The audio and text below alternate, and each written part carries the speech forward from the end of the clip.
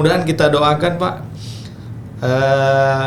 Pak Lis Darmansah bersama Pak Raja Ariza bisa melewati tantangan ini. Jalan terakhir ya pinjaman daerah. Tapi ada opsi pinjaman ya Pak ya? Ya, pinjaman daerah untuk menutupi sampai lapang dada gitu. Tuh, laga, sip. Assalamualaikum warahmatullahi wabarakatuh. Selamat sore Pak Dr. Safrial Evi SEMSI. Terima kasih sebelumnya Pak, Bapak berkenan di tengah-tengah kesibukan Bapak bisa hadir di podcast kami hari ini. Ya, temanya yaitu pemerintahan baru bakal menanggung hutang di tahun 2025 nanti akibat mungkin mismanagement atau bagaimana sehingga ada hutang yang timbul di tahun 2024 ini di pemerintahan Kota Tanjung Pinang. Nah, sebelum ke sana ya mungkin ada beberapa yang penonton saya ini yang mungkin belum mengenal seorang Bapak Dr. Safrial Evi, di mana sepengetahuan saya nih Pak, Bapak ini sudah malang melintang ini menjadi pejabat di Kota Tanjung Pinang. Nah, tahun berapa Pak masuk ke Tanjung Pinang dan sebagai apa dulu di Kota Tanjung Pinang Pak? Salam juga ya. Waalaikumsalam warahmatullahi wabarakatuh. Ya. Jadi saya mulai bekerja di Tanjung Pinang tahun 1985. 85 Pak. Umur saya masih 2 tahun. Ya, masih 2 tahun. Saya ditempatkan di bagian keuangan. Bagian keuangan Kabupaten Kepulauan Riau. Iya, kalau itu kita masih Riau, ya. Yang pertama saya megang di sana itu adalah bagian pembinaan pendapatan daerah. Dulu Dispenda belum ada. Oh dulu ada, ya. Apa namanya Pak dulu Pak? Waktu itu masih di klub bersatu dengan bagian keuangan ya. Jadi Dispenda itu ada Dispenda tapi Dispenda bidangnya lain. Jadi evaluasinya pembinaannya ada di kantor. Kemudian bagi kepala pembukuan dan verifikasi dan sekalian adalah anggaran tahun 85. Tahun 85. Ya. Itu Bapak dulu APDN atau memang masuk dari jalur umum Pak? Saya statusnya PNS pusat yang diperbantukan di daerah kabupaten kota. Oh, jadi masuk dulu ya, dari Jakarta? Jadi saya ini pegawai pusat. Oh siap. Masuknya tahun 85 itu langsung? Tahun 85. Langsung ditempatkan ya. Di Kepulauan Riau. Wah, waktu itu dari Pekanbaru itu naik kapal kita ya Pak. Kan ibu kotanya kan Pekanbaru kita dulu kan Pak ya. Benar. Nah, dari Tanjung Pinang ke Pekanbaru tuh naik kapal kayu dulu kan? Oh ya, Gelati. Gelati. Ya, sekarang Gelati masih ada tuh Pak. Masih ya, Gelati. Tapi dari Selat Panjang aja ke Pekanbaru kalau nggak salah. Ya, Gelati masih ada. Ya. Nah, terakhir Pak di pemerintah Kota Tanjung Pinang sebagai ya. Jadi saya begitu terbentuk pemerintah Kota Tanjung Pinang, saya sudah mulai di sana. Jadi sejarah keuangan ke Tanjung Pinang itu insya Allah saya mengetahui gitu loh. Bapak ya. Sebagai kepala. Pertama sekali kepala bagian keuangan Kota Tanjung Pinang. Kota Tanjung Pinang, ya. Kepala keuangan yang pertama tuh Bapak ya. Kemudian kepala dinas Dispenda. Itu tahun 99 kan Pak dirinya? Tahun 99 ya. Iya, berdiri Kota Tanjung Pinang tahun 2005 saya ke Dispenda. 2008 saya kepala Bapeda. 2011 10 saya kepala dinas pendidikan. Ya. 2012 ya. Saya kepala BPKAD balik lagi ya. Keuangan. Kemudian PLT Sekda. Berapa lama tuh Pak? PLT saya 2013 awal Pak Lis. Awal Pak Lis ya. Awal Pak Lis saya di sana. Kemudian saya juga pernah asisten 3 dan pernah juga kepala dinas pasar koperasi UMKM. Terakhir Pak sebelum terakhir saya di kepala dinas koperasi UMKM. Oh ya. Pensiun tahun berapa Pak? Tahun 2017 awal. 2017 awal. Wah, berarti sudah mau hampir 7 tahun juga. 8 tahun ya. 8 tahun pensiun. Iya, iya. Di masa pensiun ini kemarin kan ya tahun 2019-2024 waktu saya masih anggota DPRD Kota Tanjung Pinang, kita sempat ketemu Bapak sebagai tenaga ahli Banggar, Badan Anggaran ya. Nah, selain itu kegiatan hari ini apa nih Pak? Saya memang begitu saya jadi CPNS dulu, saya adalah guru dosen. Oh, dosen. Ya. Jadi kalau pegawai negeri saya sudah pensiun, Ya. tapi dosennya kayaknya masih dipakai. Masih ngajar Jadi ya. sekarang saya masih dosen di perguruan tinggi. Yang mata kuliahnya ya Yang menyangkut bidang keuangan. ya, keuangan pemerintah. Keuangan Dengan pemerintah. keuangan Badan Layanan Umum ya seperti itu. Iya. Di kampus di mana nih Pak? Kampus Kita ini Sekolah Tinggi Ekonomi. Oh iya, Kota Tanjung Pinang. Dan saya tahun 2003 kan sempat kuliah Di situ ya. Di waktu itu AAP. Nah, Bapak Ya, saya memang dari AAP saya sudah di sana. sudah ngajar ya Pak. Dulu pernah stipol juga, di maritim juga pernah berhenti. Nah, ini kan kalau melihat rekod Bapak ini kan luar biasa nih di bidang keuangan. Nah, mungkin nggak salah saya nih ngundang Bapak untuk membahas tentang kondisi keuangan daerah kita ini hari ini. Nah, kira-kira Pak,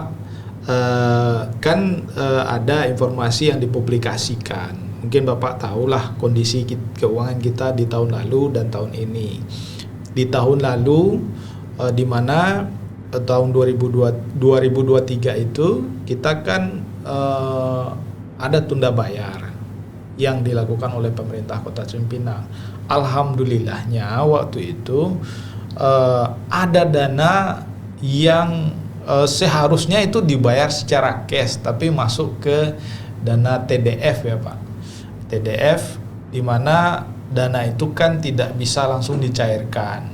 Nah, waktu itu kalau nggak salah saya tahun 2023 itu di TDF itu 68 miliar. Sedangkan utang kepada pihak ketiga itu cuma 32 miliar. Nah, karena uang itu tidak cash sehingga kita tidak bisa membayar di akhir tahun lalu ke pihak ketiga dan baru dilakukan di tahun 2024 ini kalau nggak salah saya di bulan Maret. Nah, kalau saya lihat kan agak relatif sehat kan Pak waktu tahun 2023 walaupun kita ada tunda bayar. Nah, tahun 2024 ini dinamika keuangan kita ini kayaknya tahun 2023 kan 2024 ini kan masa transisi juga. Ada PJ 2 kali, yang awal tahun ada Pak Hasan dan sekarang ini Pak Andri Rizal selaku PJ Wali Kota. Nah, Bapak memandang kondisi keuangan daerah kita saat inilah di tahun 2024 ini menurut Bapak bagaimana nih Pak kondisinya? Sebelum kita nyampe ke 2024, tentunya kita harus mundur ke belakang dulu. Iya. Penyebab utama yang pertama sekali terjadi itu kalau mungkin ya ada banyak faktor ya. Faktor nasionalnya bagaimana, faktor daerahnya, dan faktor kita sendiri kan. Iya. Bermula sebetulnya COVID jelas ya. Iya, COVID yang mulai menggerus keuangan kita. Semua daerah dalam arti harus ada kegiatan yang kita harus tunda untuk masuk kepada COVID, membantu COVID. Kalau tidak salah kita hampir 100 miliar kita harus pindahkan ke sana. Dampaknya pada tahun 2022 itu ya, 2022 kita terpaksa ngepres semua belanja kita press semua, sehingga dengan demikian kita berharap supaya bisa likuiditas kita bisa terbantu. Tetapi harus diingat pada tahun 2023 di situ ada pemilu, ya. Akhir tahun. Ada pemilu dan ada saat pemerintah memulihkan kondisi ekonomi pasca pandemi. Nah, saya ingat sekali bahwa Pada bulan Oktober tanggal 10 keluar instruksi Presiden. Ada 2023 ya Pak? 23 ya. 2023 ada instruksi Presiden, apakah masih di DPR Iya, tahu. iya. Di mana ada 7 prioritas yang harus masuk pada bulan Oktober. Ingat, Iya, iya. Oktober tinggal waktunya 2 bulan, Iya. 3 bulan, Oktober, November, Desember. Iya. Logika nggak bisa masuk, bisa nggak selesai 2 Oktober itu kan? Iya. Akhirnya kita harus memasukkan 32 miliar, harus kita sisihkan lagi dari dana-dana yang ada itu, supaya bisa masuk ke untuk 7 program tadi. Iya. Ya, 7 Iya. program tadi. Salah satunya itu Ya. bantuan UMKM Ya. ya. Nah, di satu sisi kita juga likuiditas ini sudah jalan sampai Oktober. Jadi kalau seandainya kita ngerem nggak bisa. Susah ngerem kan? Iya, Udah iya. Oktober kan? Iya, iya, iya. Berarti sudah proyek-proyek sudah Kerjakan. ya, Iya, sudah dikerjakan. sekali. Nah, dampaknya adalah pada saat 2023 kita tidak mampu memenuhi defisit itu. Iya, Ya, iya. terjadi defisit artinya kita menganggarkan waktu itu 119 miliar Iya. defisit, ternyata tidak mampu, hanya 97. Kena kita satu di situ. Iya. Ya, Iya. 97. Nah, ditambah ternyata proyek yang tadi ini kita jalankan terus Iya. gitu loh ya. Padahal kita udah Sudah tahu ditender, akibatnya terjadilah tunda bayar. Iya. Maka berlangsunglah ke tahun 2024. Iya. Ya kan dia bagaimanapun 2024. 2024 kondisi di mana kita tidak punya silpa yang harus kita andalkan. Silpa di Ya. akhir tahun tuh kita nggak ada Iya, silpa. nggak ada silpa lagi. Iya. Masuklah pada tahun 2024.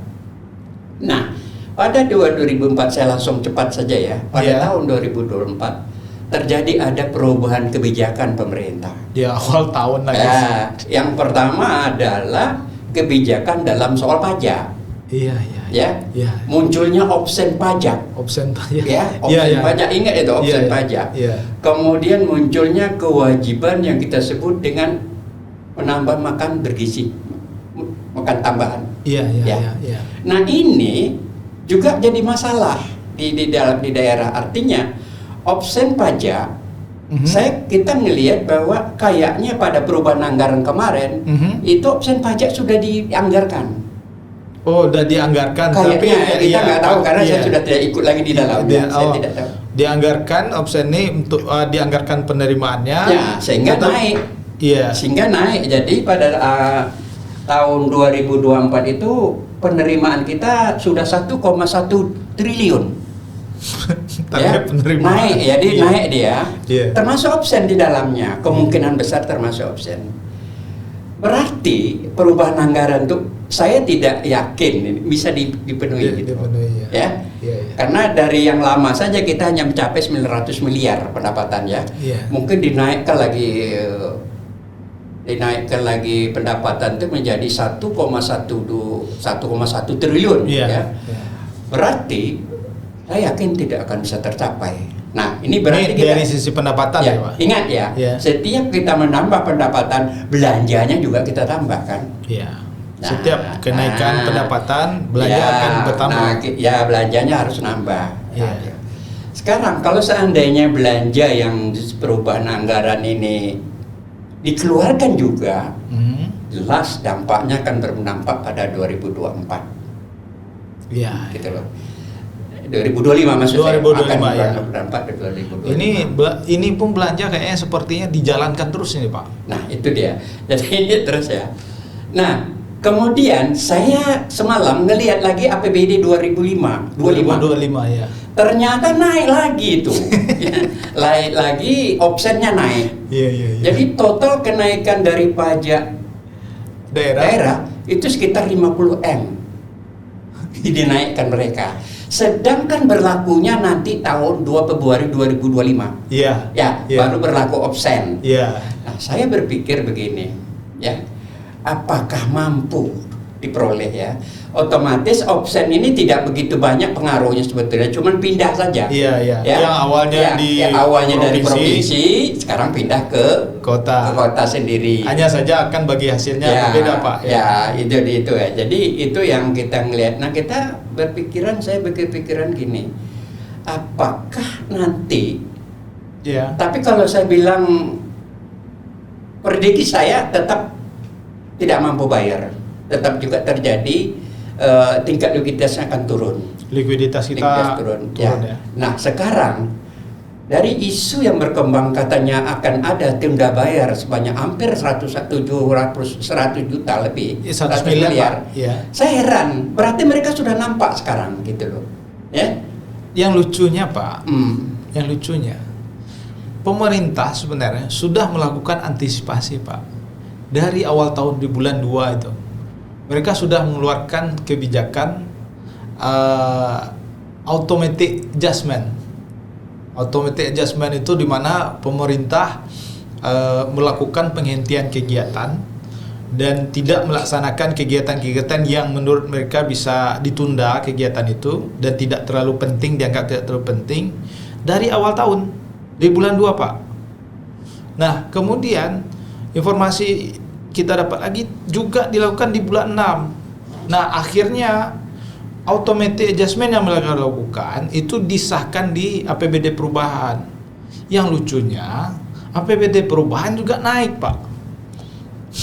Ya. Ya. Nah jadi padahal pemerintah di awal tahun sudah memprediksi bahwa kita akan ada defisit di akhir tahun 2024 ini. Ya. Tapi nyatanya tidak ada pengurangan belanja yang signifikan, malah APBD naik. Kalau nggak salah saya dari walaupun 5 miliar tapi naik gitu Pak. Nah, terakhir barang ini akan terjadi defisit itu ditunda bayar itu di sekitaran hampir 100 miliar. Ya mungkin kita belum dapatkan angka resminya nih Pak ya kan, karena ini kan masih berlangsung, pendapatan masih masuk ya kan, tutup buku juga belum ditutup sehingga belum ada angka kepastiannya. Tapi walaupun seperti itu Pak, kira-kira nih menurut Bapak lah sebagai orang yang sudah berpengalaman di pemerintahan, kondisi seperti ini sebelumnya apakah pernah terjadi atau bagaimana? Kemudian kira-kira strategi apa yang mesti dilakukan oleh Bang Lis lah, karena Bang Lis sudah menjadi wali kota terpilih ya kan, dan bakal dilantik nanti di tahun depan di bulan 2. Kira-kira menurut Bapak apa kira-kira strategi yang tepat lah untuk menghadapi kondisi ini agar ini jangan berkelanjutan gitu loh Pak? Kalau masalah kejadian ini pernah terjadi tahun 98 ya, itu jauh belakang terjadi juga. Tahun 2000 kalau nggak salah jadi juga. Tapi kita yang menggunakan sistem pada saat itu adalah tetap juga sistem kendali, yang penjagaan kredit anggaran. Tapi waktu itu kan belum accrual basis ya Pak ya? Apanya? Masih pencatatan kita kan masih cash basis waktu itu ya? Pencatatan itu memang tidak sampai sekarang juga cash basis loh. Oh masih cash basis. Ya. Jadi yang jadi persoalan sekarang adalah satu-satunya kendali mungkin yang harus dibuat ya pertama adalah kendali administrasi. Administrasi ya. Kendali administrasi itu mulailah membuat anggaran kas. Sampai sekarang mereka tidak buat anggaran kas, tahu saya tidak. Nggak tahu ya, nggak ada ya, anggaran kas mereka itu ada mungkin di dalam sistem. Iya. Tapi yang baca sistem itu saya nggak tahu ada nggak gitu. Gitu loh. Karena secara mekanismenya ya. Iya. Dokumen pencairan anggaran itu baru bisa keluar kalau dananya ada, kan gitu ya. Jadi kalau dana di bank itu tidak cukup tidak akan keluar. Kalau dulu namanya SKO. Ya. SKO. Sekarang ya? DPA ya. Nah, DPA. Sekarang namanya DPA. Jadi kita tadi seperti yang dibilang tadi bahwa otomatis ya. Sebetulnya itu sama saja, artinya menyetop, menunda pembayaran. Itu namanya aja yang keren ya. Nah sekarang yang jadi pertanyaan kita, ditunda kok masih kena gitu loh. Tentu persoalannya yang kita perlu tahu waktu itu, saya sendiri kepingin tahu waktu rapat-rapat di APBD itu sebetulnya berapa persen yang mereka tunda. Betul ya. Berapa persen mereka tunda dan kegiatan apa yang akan tertunda. Itu sebetulnya yang diperlukan kemarin, tapi karena saya status di situ tenaga ahli, saya cuma berikan gambarannya seperti. Nah, kembali lagi ke depan Pak Lis ini kerja berat nih. Yang kerja berat jadi yang pertama, jadi tagline berbenah itu betul-betul ya, terjadi itu ya Pak ya. Ya, yang pertama peninjauan kembali terhadap APBD yang sudah disahkan itu. Kemudian dari peninjauan kembali baru kita sistem otomatis tadi. Jadi jelas mana yang harus di stop ya. Dan tidak perlu artinya kecuali dari ini loh ya, yang namanya dana sifat wajib sih nggak bisa ya, tapi yang bukan tidak wajib itu yang nah dari situ dudukan, karena bagaimanapun SKPD bisa kita rem, tapi pihak luar masyarakat nggak bisa kita rem. Ya kan, kalau mereka sudah punya anggaran, tentunya kita harus hanya bisa menjelaskan. Berarti yang dapat dilakukan adalah tinjau kembali anggaran itu, ya kan. Kemudian baru kita lihat mana yang harus kita tunda. Konsekuen loh, betul-betul ditunda. Dan penundaan itu jangan ditunda segitu saja. SKPD menunda, yang ini sudah melelang. Nah ini kan ya jadi masalah kan, jadi masalah. Jadi berarti kontrol koordinasinya kuat di situ Bapeda. Nah, kemudian paling tidak ya pada triwulan 2 itu semua sudah jelas. Artinya kalau memang tidak ada uangnya batal aja sama sekali, tak usah ditender. Kegiatan itu kita lakukan dulu seperti itu. Pernah dilakukan itu? Pernah dilakukan. Tapi memang ekstrem itu ya Pak. Ya, itu. Ketemu karena ini kan harus diselamatkan kan. Ya. Daripada ini sampai 100 miliar kita utang ke pihak ketiga. Kemudian saya ngelihat di dalam APBD 2025 itu mereka tidak menganggarkan sama lagi persiapan untuk menghadapi itu gitu loh. Karena di pengeluaran tidak tersangka salah satu bisa untuk mengatasi itu paling minimal yang penting-penting itu cuman kalau tidak mereka anggarkan cuman untuk itu makan gratis ya. Iya, makan gratis. Ya, itu saja. Ya, itu penambahan ya. Ya.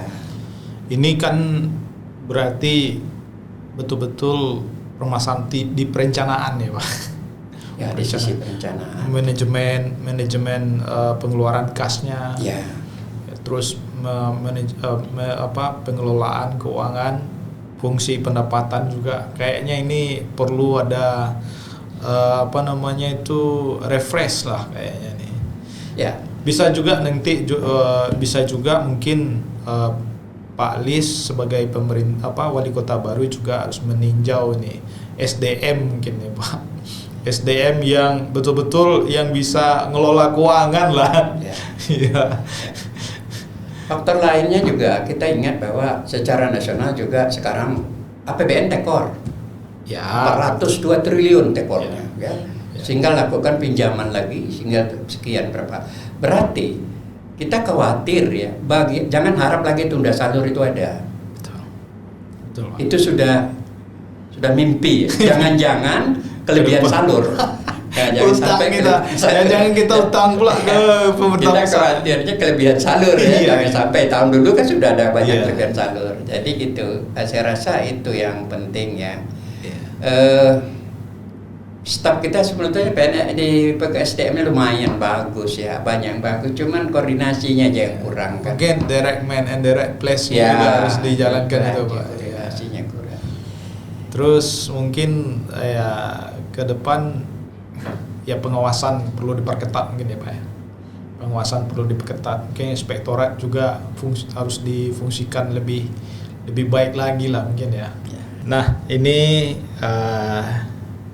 yang terakhir ini Pak, Bapak sebagai orang yang sudah malang melintang di dunia pemerintahan khususnya di keuangan pemerintah daerah, kemudian juga sebagai dosen ya kan, tentu mungkin ada saran atau semacam pendapat lah gitu ya untuk pemerintahan baru nanti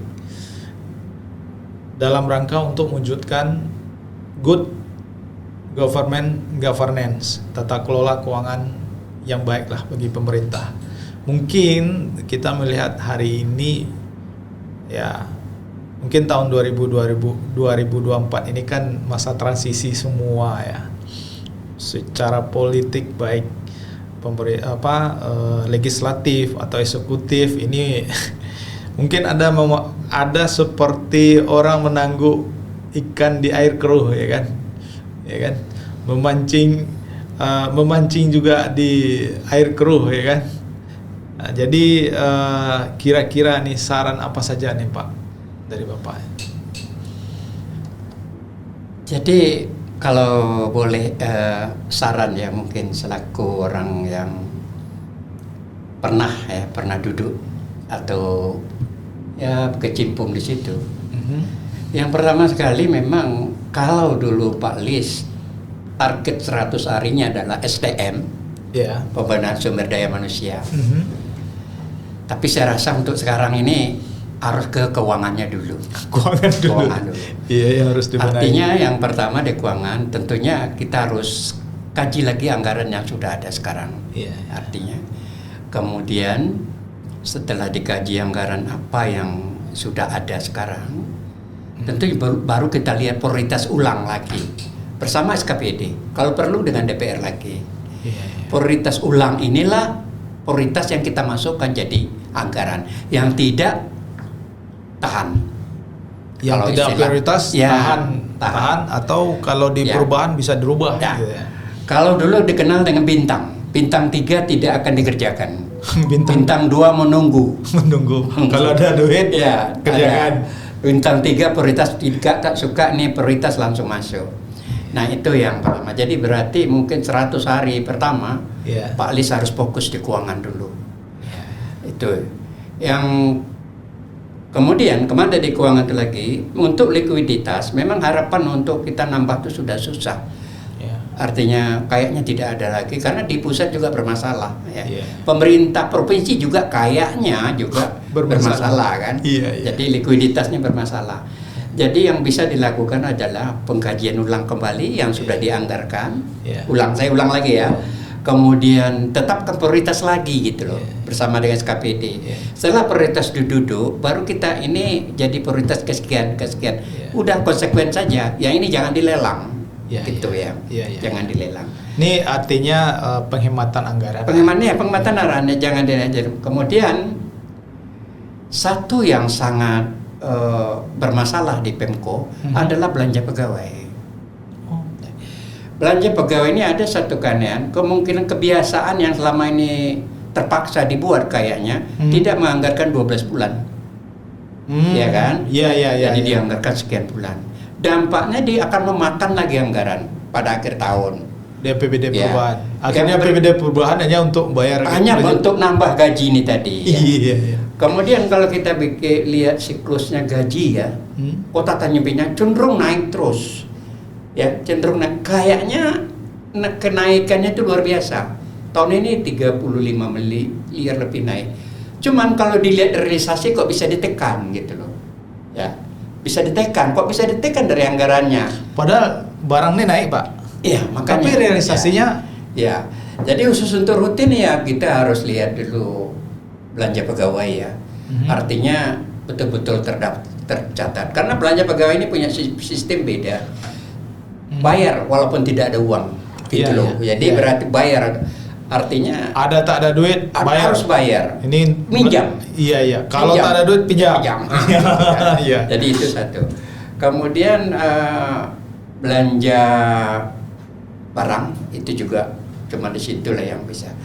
Jadi saya rasa itulah yang paling bagus karena kalau untuk menambah lagi pendapatan harus diingat lagi. Optimal ini gimana Pak? Pajak sudah nggak bisa lagi karena absen saja. Saya ragu itu loh. Ada ini Undang-Undang Nomor 1 Tahun 2022 itu kayaknya sedikit memperkecil pendapatan dan keleluasaan pemerintah daerah dalam bermanuver untuk peningkatan pendapatan. Kalau dulu ada lapang kalau sekarang mereka sudah disikat.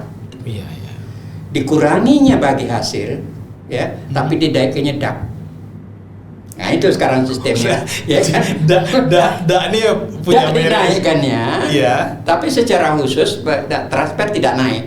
Artinya tidak berapa. Tapi strukturnya itu beda Berarti Pak Muni mohon maaf kalau di sisi politik ini perintah dari pusat itu semakin keras nih nampaknya. Ya. Karena kan biasanya kan kalau anggaran itu dana bagi hasil itu turun ke daerah kan biasanya semua pembiayaan anggaran kan ditentukan daerah. Kalau sekarang kita punya bagi hasil dari migas itu mencapai hampir 300 miliar. Ingat ya, pertama sekali 300 200. Itu kita bebas menggunakannya. Gunakanlah untuk apa gitu. Kalau sekarang nggak ada lagi. Sekarang dipindahkannya ke DAK. Tinggal dibagi hasil migas tinggal berapa? Nggak sampai 50 miliar sekarang ya. Nggak sampai ya? Jauh kali ya Pak? Kayaknya nggak sampai. Nah, kenapa demikian? Kalau dulu dibagi hasil migas itu dalam pos itu daerah, itulah makanya banyak membangun ini naik ini. Tapi begitu DAK itu adalah program yang diarahkan oleh pemerintah pusat. Jadi uangnya larinya ke situ. Iya. Sehingga kebebasan daerah itu sudah berkurang. Terkunci. Ya, jadi di situ. Jadi kalau mau jujur ya Pak ya. Jadi makin lama otonomi daerah itu makin berkurang ini ya. Ya, mungkin di sisi politik apa semuanya memang ya masih ya kalau kita kalkulasikan lah ya sekarang ini memang secara umum otonomi daerah itu memang sudah diambil pusat lah, berkurang lah intinya ya. Ya contohnya kayak tadi Bapak bilang bahwa dana bagi hasil dulu sampai 300 miliar, sekarang cuma 300. Nah, 200 artinya sekarang 250 itu sudah dianggarkan oleh pusat itu sendiri. Dan memang kita di daerah memang uangnya ke daerah, tapi ya kita hanya pelaksana saja ya. Tapi ya demikian juga harapan itu tetap ya, saya bilang tadi tidak mungkin, tapi ya ada pajak yang masih baru itu yang diberlakukan. Yang pertama obsen. Obsen itu kan ya mungkin kalau difokuskan kita mungkin bisa ya. Yang satu lagi itu adalah pajak bahan bukan mineral ya, bukan ya itu juga masuk sekarang itu. Air tuh kayaknya. Bukan. Pajak bahan apa namanya? Mineral bukan tembaga kalau nggak salah saya. Seperti pasir, batu-batuan semacam dulu Galian C+. Galian C+ ya. Oh iya. Dulu itu kan andalan, tapi mungkin kita daerah Tanjung Pinang tidak begitu besar. Ya kita juga. Ya, jadi rasa saya berdasarkan nggak maksimal juga ya Pak. Kayaknya harus apa ya, nggak bisa maksimal juga. Malah menimbulkan masalah kan, lingkungan nantinya segala macam. Ya. Kalau dikeraskan pajak restoran, UMKM baru bangkit ya kan. Jadi artinya ya berat juga. Ya memang begitulah dilema, dan mudah-mudahan kita doakan Pak Lis Darmansyah bersama Pak Raja Ariza bisa melewati tantangan ini. Jalan terakhir ya pinjaman daerah. Tapi ada opsi pinjaman ya Pak ya? Ya, pinjaman daerah untuk menutupi sampai lapang dada kita. Pinjam daerah. Karena itu opsi terakhir Pak. Ya, opsi terakhir. Tapi memang secara politik memang pinjaman itu perlu dimanfaatkan. Karena apa? Kalau nggak dimanfaatkan pinjaman itu, maka pemerintahan baru nantinya tentu akan kehilangan kesempatan untuk melakukan melaksanakan janjinya kepada. Oh iya, kayaknya belum bisa. Untuk tahun pertama ini ada. Nah, istilahnya kan gini Pak, kan pemerintahan baru ini kan mereka kan punya janji kepada masyarakat kan 5 tahun ya Pak, 5 tahun. Nah, di tahun pertama saja mereka sudah kehilangan 100 miliar kesempatan nih. Ya, karena harus bayar utang ya. Ya, justru itu. Saya sudah lihat di anggaran APBD 2025 yang sudah disahkan, kayaknya buru-buru. Kalau menurut saya terlalu buru-buru ya. Oh, iya. Karena kan Desember belum masuk ya. Itu memang Pak Lis kerja saja yang bisa kayaknya dulu melanjutkannya ini. Kalau nggak tahu programnya sudah masuk ya. Yeah.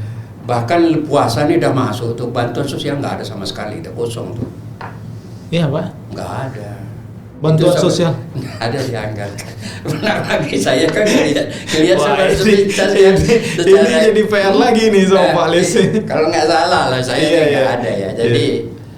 Jadi saya pikir ya memang itulah ya, mudah-mudahan itu tadi bisa saja kalau dari awal ini, karena awal tahun ya. Sekali lagi saya ulang, kalau dulu fokusnya 100 hari adalah sumber daya manusianya, Ya. pegawainya, Ya. sekarang harus ke keuangannya. Kalau administrasi sudah kok, yang dari dulu sudah dibenainya, sudah boleh lah kan. Iya, iya. Ya lah Pak, terima kasih Oke. banyak Pak. Ya. Ini sekali lagi atas saran dan juga masukan Bapak lah, ya kan. Ya mudah-mudahan podcast kita ini nanti ditonton juga oleh Bang Lis dan Pak Raja. Ya. Mungkin bisa jadi dasar juga Ya. masukan-masukan bagi beliau untuk mengambil sebuah kebijakan atau keputusan. Namun daripada itu tetap kita doakan mudah-mudahan pemerintahan baru yang akan datang, Amin. yang dimana Amin. dipimpin oleh Pak Lis dan Pak Raja dapat sukses melewati tantangan ini. Amin. Ya, walaupun ini begitu berat, mudah-mudahan beliau dapat merealisasikan janji beliau kepada masyarakat Kota Tanjung Pinang khususnya. Mudah-mudahan ya masyarakat Tanjung Pinang juga semakin senang dengan pemerintahan baru ini. Ya, sekali lagi terima kasih Pak atas Ya, kesempatan ya, Bapak. kasih, ya. Ya, mudah-mudahan Bapak juga saya doakan sukses selalu, panjang umur, sehat selalu. Amin. Assalamualaikum warahmatullahi wabarakatuh. Waalaikumsalam warahmatullahi wabarakatuh.